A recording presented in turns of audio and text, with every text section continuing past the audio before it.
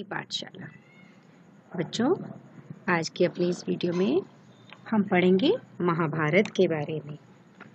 तो बच्चों, महाभारत भी रामायण की तरह ही हमारा एक महाकाव्य है। ये भी भारतीय संस्कृति का एक मूल आधार ही है और इसकी रचना महर्षि व्यास जी ने ब्रह्मा जी की प्रेरणा से की। इसमें बच्चों 18 पर्व हैं। ऐसा माना जाता है कि महाभारत में 1,00,000 श्लोक हैं। एक बहुत ज़रूरी बात और है जो हमें जाननी चाहिए कि ये महाभारत जो लिखी गई है ये गणेश जी के हाथों द्वारा लिखी गई है। वेद व्यास जी बोलते रहे और गणेश जी अपने हाथों से उन्हें लिखते रहे। और ऐसा भी कहा जाता है कि इस मूल ग्रंथ का नाम पहले जय था, बाद में इसका नाम भारत और उसके भी बाद फिर महाभारत पड़ा। बच्चों, इस महाभारत का मूल मंत्र है यतो धर्मस्ततो जयः, यानी कि धर्म की ही विजय होती है।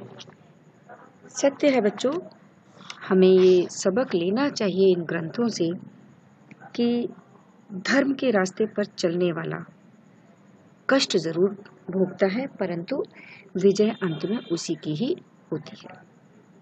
तो चलिए आज हम इसके बारे में शुरुआत करते हैं और इसका पहला पर्व यानी आदि पर्व पढ़ते हैं। तो चलिए बच्चों, सबसे पहले शुरू करते हैं आदि पर्व से, जिसमें हम सब करेंगे वंश परिचय। बहुत पुरानी बात है, हमारे देश में भरत नाम के राजा राज्य करते थे। वे पुरु वंश के प्रतापी राजा दुष्यंत और कण्व ऋषि की पालिता कन्या शकुंतला के पुत्र थे। पालिता यानी जिन्हें पाला गया है, जन्म नहीं दिया, पाला गया है। वे बहुत ही बुद्धिमान और पराक्रमी थे। कौन? दुष्यंत। इनके नाम पर हमारे देश का नाम भारत पड़ा। भरत के वंश में हस्तिन नाम के राजा हुए, जिन्होंने हस्तिनापुर में नई राजधानी बसाई। इनके वंश में आगे चलकर कुरु नाम के राजा हुए। कुरु के वंशज कौरव कहलाए, यानी उनका जो वंश चला, उनके आगे जो पीढ़ी आई उनको कौरव नाम से जाना गया। कुरु के नाम से ही कुरुक्षेत्र प्रसिद्ध हुआ। कुरुक्षेत्र नाम आपने सुना ही होगा, जहां महाभारत का युद्ध हुआ था। राजा पुरु के भाई यदु के नाम पर यदुवंश शुरू हुआ। कृष्ण जी भी यदुवंशी थे, ये आप जानते होंगे। श्री कृष्ण का जन्म यदुवंश में हुआ, इस नाते वे कौरवों के संबंधी थे। आपने देखा भी होगा कि कुंती बुआ कहकर पुकारते थे वो। कौरव राजवंश में राजा प्रतीक के पुत्र शांतनु हुए। वे बड़े प्रतापी और योग्य राजा थे। उनके राज में प्रजा बहुत सुखी थी। उनका विवाह एक बहुत ही रूपवती स्त्री गंगा से हुआ। शांतनु को गंगा के 8 पुत्र रत्नों की प्राप्ति हुई। गंगा से 8 पुत्र रत्नों की प्राप्ति हुई। गंगा ने अपने 7 पुत्रों को पैदा होते ही अपनी धारा में बहा दिया। इसकी भी एक कहानी है बच्चों कि क्यों उन्होंने बहा दिया था, वो भी बताऊंगी। राजा ने गंगा से अपने पुत्रों को वाहित करने का कारण पूछा। गंगा ने बताया कि एक बार अष्टवसु नाम के 8 देवताओं के उत्पात से क्रुद्ध होकर वशिष्ठ मुनि ने उन्हें मनुष्य योनि में जन्म लेने का शाप दे दिया। उत्पात यानी दंगा मचाया, शरारतें करी, कुछ ऐसी अवहेलना करी वहाँ की, ऐसा दुख पहुँचाया जिससे कि महर्षि वशिष्ठ जो है वो नाराज हो गए और उन्हें क्रोधित होकर शाप दे दिया। किस बात का शाप दिया? कैसा शाप दिया? कि वो मनुष्य योनि में जन्म लेंगे। इन्हीं अष्टवसुओं को शाप से मुक्त करने के लिए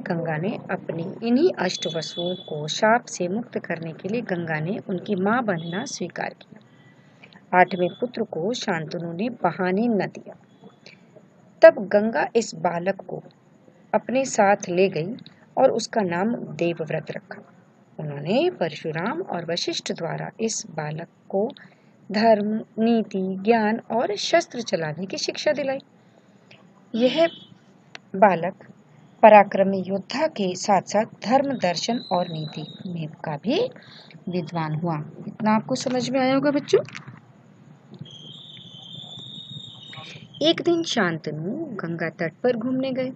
उन्होंने देखा कि एक तेजस्वी बालक ने अपने बाणों से गंगा के प्रवाह को रोक दिया। उसके बहाव आप जानते हैं कि गंगा नदी का बहाव कितना तीव्र होता है, परंतु उस बालक ने अपने तीरों से उसका प्रवाह रोक रखा था। शांतनु को बहुत आश्चर्य हुआ। वे उस बालक को देखने लगे। तभी गंगा वहां प्रकट हुई। उसने शांतनु से कहा, महाराज, ये आप ही का पुत्र देवव्रत है, जिसे मैं अपने साथ ले गई थी। आप इसे स्वीकार कीजिए।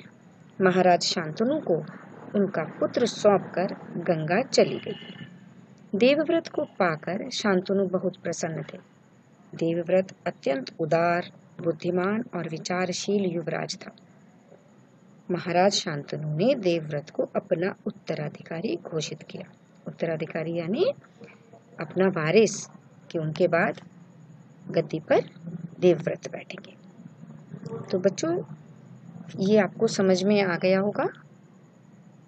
अभी मैंने जो कि 8 वसुओं के बारे में बात कर रही थी कि क्यों ये 7 पुत्रों को गंगा बहा देती हैं, इसके बारे में एक छोटी सी कथा है, वो मैं आपको बताती हूँ। छोटी सी जानकारी है कि एक बार जो 8 देवता थे, जिन्हें 8 अष्ट वसुओं के नाम से जाना जाता था, ये अपनी पत्नी के साथ मेरु पर्वत पर ऐसे ही टहलने चले गए। वहाँ पर ऋषि वशिष्ठ रहा करते थे और उनकी प्रिय गाय थी नंदिनी, नाम भी आपने सुना होगा। और ऐसा माना जाता था कि अगर नंदिनी गाय का दूध पी लिया जाए तो 10,000 वर्ष तक बुढ़ापा नहीं आता था, यौवन रहता था। तो जो अष्ट वसु थे, उनमें से जो सबसे छोटे वसु थे देव, ऐसा माना जाता है कि उनकी पत्नी ने उनसे वो नंदिनी गाय ले चलने के लिए कहा। हालांकि और वसुओं ने एक बार को कहा कि भाई ये ऋषि वशिष्ठ की गाय है, हमें नहीं लेनी चाहिए, परंतु फिर भी देव नहीं माने और फिर बाकी सब भाई भी मिलकर वहाँ पर उनकी गाय लेने चले गए और उन्होंने गौशाला से और गाय भी ले ली। ऋषि वशिष्ठ के आश्रम में उन अष्ट वसुओं ने उत्पात मचाया और बहुत तोड़फोड़ करके जबरन देव ने नंदिनी को अपहरण कर लिया उसका और उसको ले गए। जब यह बात ऋषि वशिष्ठ को पता चली, तब उन्होंने क्रोधित होकर को श्राप दे दिया कि वे मनुष्य योनि में जन्म लेंगे। और जब ये बात अष्टवसुओं को पता चली तो वे तुरंत क्षमा मांगने लगे और अपने श्राप को का असर जो उसका प्रभाव जो कम करने के लिए प्रार्थना की। तब ऋषि वशिष्ठ ने 7 वसुओं को एक बोल दिया गया कि भाई आपको 1 साल का ही कष्ट भोगना होगा, जबकि 8वां जो वसु था देव, जिसने गाय को हाथ लगाया था, जिसने गाय को छुआ था, अपहरण किया था जिसने, उसको इस कष्ट से मुक्ति नहीं मिलेगी। तब वे सब गंगा के पास गए और गंगा से निवेदन किया कि आप हमारी माता बनकर आएं और हमें इन कष्टों से मुक्ति दिलाएं। तो इसी कारण से गंगा ने उनकी माँ बनना स्वीकार किया और उनको जन्म देते ही उनको गंगा में अपने साथ प्रवाहित कर देती थी। और जब बारी आई देव की तो उसे वो नहीं बहा पाई, क्योंकि हालात ही ऐसे बने थे। शांतनु ने उन्हें टोक दिया था कि तुम क्या कर रही हो, और तब उन्हें देवव्रत को यानी कि 8वें वसु को बहाने से रोक दिया गया। आपको पता होगा कि जब गंगा ने शांतनु से विवाह किया तब उनकी यही शर्त थी, गंगा की यही शर्त थी कि मैं जो भी करूँगी आप मुझे टोकेंगे नहीं, यदि टोक दिया तो मैं वापस चली जाऊँगी। और इसी प्रकार जब वो 8वें पुत्र को बहाने चली थी, तब शांतनु ने उन्हें टोक दिया तो उन्होंने उसे बहाए बिना वहाँ से स्वयं अपने साथ लेकर चली गई थी। तो समझ में आया बच्चों? क्योंकि ये जानना भी ज़रूरी होता है कि किसी भी घटना के पीछे क्या कारण है, तो वही मैंने आपको बताया। तो इस खंड में से एक प्रश्न हमने लिया है महाराज शांतनु कौन थे? उत्तर है महाराज शांतनु हस्तिनापुर के महाराज प्रतीक के पुत्र थे। प्रश्न तो बच्चों इसमें से और भी बनकर आते हैं, परंतु इस आदि पर्व में बहुत सारे खंड हैं और यदि हम एक ही वीडियो में हम बहुत सारे खंड लेते तो मुश्किल हो जाता समझने में भी। तो इसीलिए हमने छोटे छोटे खंड को एक एक वीडियो में संजोना है और उसी में से दिए गए जो अभ्यास के प्रश्न हैं उसके उत्तर इसमें मिलेंगे। आशा करती हूँ वीडियो पसंद आई होगी, आप इससे लाभ अवश्य उठाएं।